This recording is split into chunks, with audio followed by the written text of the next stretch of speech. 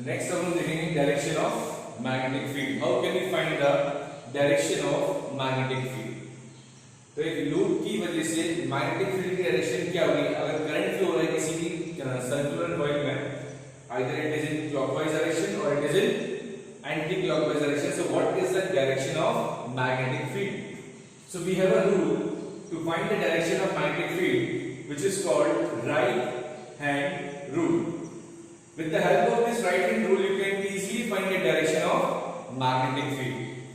So this rule states that according to this rule, if we hold the thumb of a right hand mutually perpendicular to the grip of the finger, according to this rule, if we hold the thumb of right hand mutually perpendicular to the grip of the finger such that the curvature of fingers represent the direction of current in wire loop, then the thumb of right hand will point in the direction of magnetic field near the center of the current carrying loop.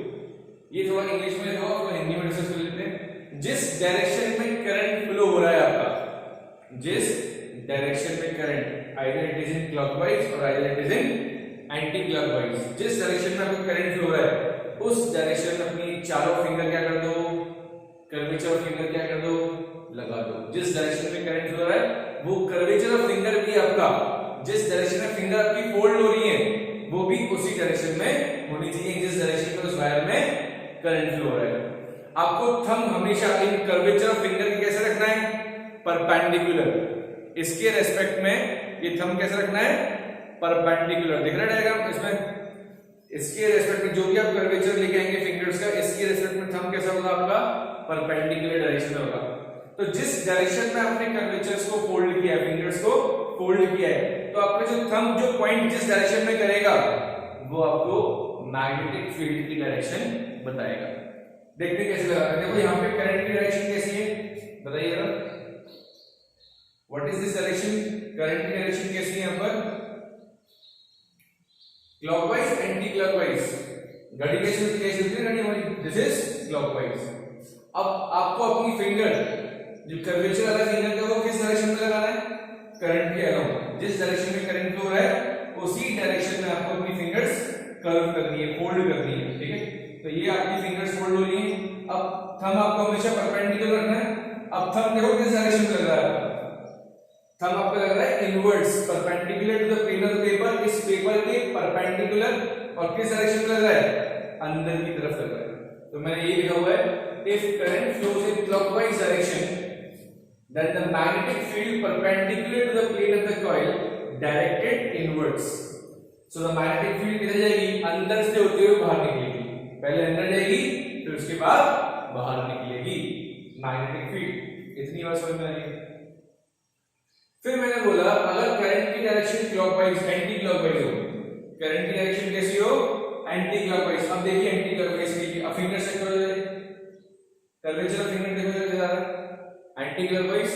Thumb किधर लग रहा है आपका, thumb किधर लग रहा है, बाहर की तरफ लग रहा है. तो आप बोल सकते हैं if the direction of current is anti-clockwise then the magnetic field is perpendicular to the plane of paper and it is directed outwards. Magnetic field किधर जाएगी आपकी, बाहर की तरफ जाएगी. इस वाले केस में मैग्नेटिक फील्ड किधर जाएगी आपकी, अंदर की तरफ जाएगी. बात समझ में आ रही है? ये दोनों पॉइंट लिखे हुए हैं. आप चाहें तो अपनी कॉपी में प्रॉपर नोट्स बना सकते हैं. वैसे मैं नोट्स आपको व्हाट्सएप भी करूंगा. अगर आप इसमें से भी नोट्स बनाएंगे तो वो सेम ही चीज है, कोई फर्क नहीं पड़ेगा. ये यहाँ पर मैंने मैग्नेटिक फील्ड का रिप्रेजेंटेशन शो किया हुआ है कि अगर आपका मैग्नेटिक फील्ड कैसी आ रही है आपकी एंटी क्लॉकवाइज, तो मैग्नेटिक फील्ड ड्रॉ किस तरीके से करेंगे. ध्यान रखने वाली बात ये, कॉइल के आसपास, कॉइल के पास में कंसेंट्रिक सर्कुलर कॉइल बनती है. क्या बनती है, कंसेंट्रिक सर्कुलर टर्न्स. ये कंसेंट्रिक सर्कल्स बनते हैं, कंसेंट्रिक सर्कल्स. किसके आसपास, नियर द वायर. तो मैंने लिखा भी है यहाँ पर, magnetic field are concentric circles near the wire and straight near the center of the loop.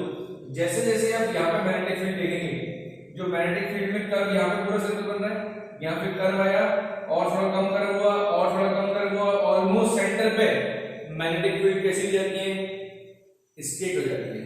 तो अगर आपको सेंटर में मैग्नेटिक फील्ड बतानी तो कैसे बताएंगे, स्ट्रेट. ठीक है, मैग्नेटिक फील्ड कैसी होगी आपकी, स्ट्रेट. देखा भी मैंने यहाँ पर magnetic field are concentric circles near the wire and state near the centre of the loop. अब सपोज करो आपका रेडियस बड़ा हो, रेडियस क्या हो, बड़ा हो जाएगा, तो जो बीच से सेंटर से जो मैग्नेटिक फील्ड पास होगी वो कैसे जाएगी, यूनिफॉर्म। कैसी होंगी, almost uniform. If the radius of the current loop is very large, then magnetic field at the center almost uniform. क्यों?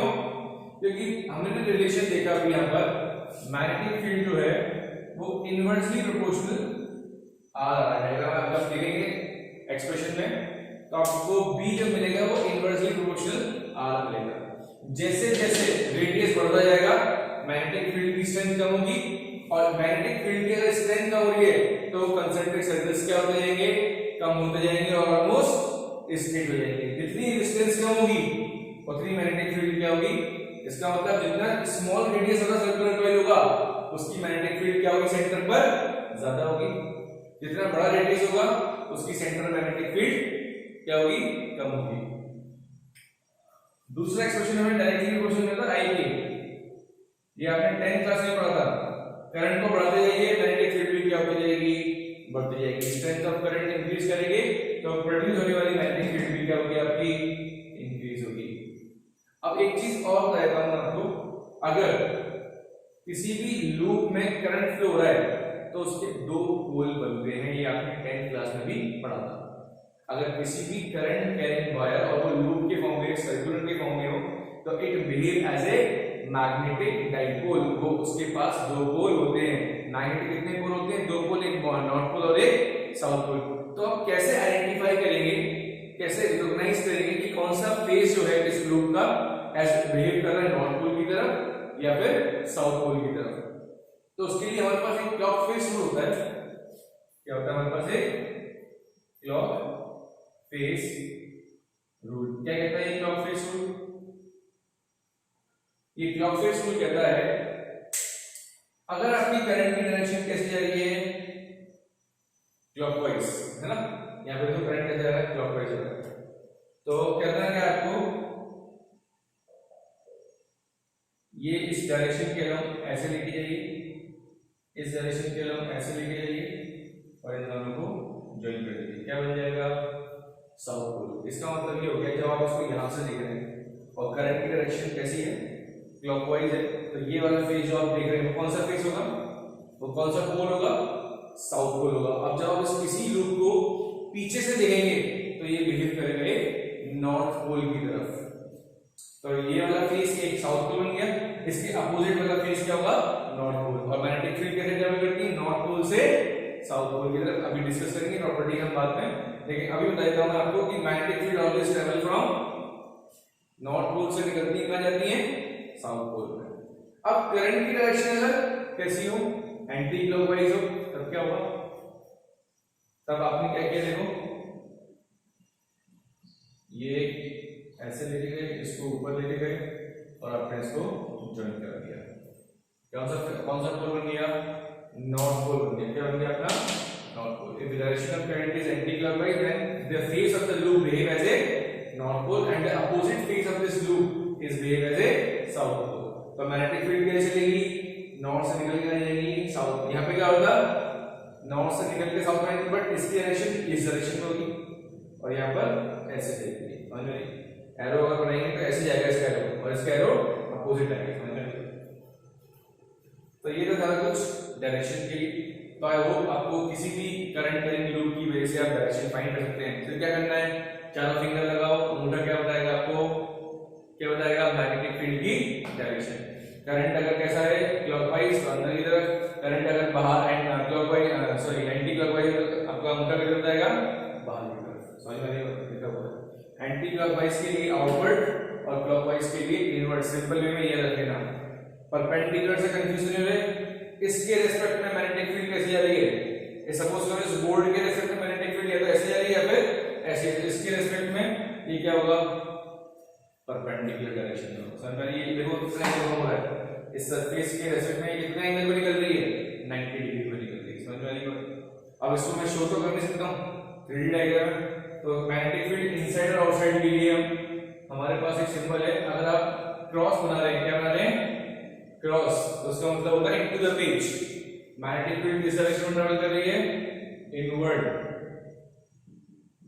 अगर आप डॉट बना रहे हैं तो इसका मतलब मैग्नेटिक फील्ड किधर जा रही है, आउटवर्ड। ये सिंबल भी आपको याद रखने पड़ेंगे, आगे बहुत काम है। क्रॉस हम किस लिए यूज करते हैं, इनवर्ड्स के लिए, और डॉट किस लिए यूज करते हैं, आउटवर्ड के लिए, into the page, out of the page. समझ में आई बात? तो ये था मैग्नेटिक फील्ड के बारे में, डायरेक्शन ऑफ मैग्नेटिक फील्ड।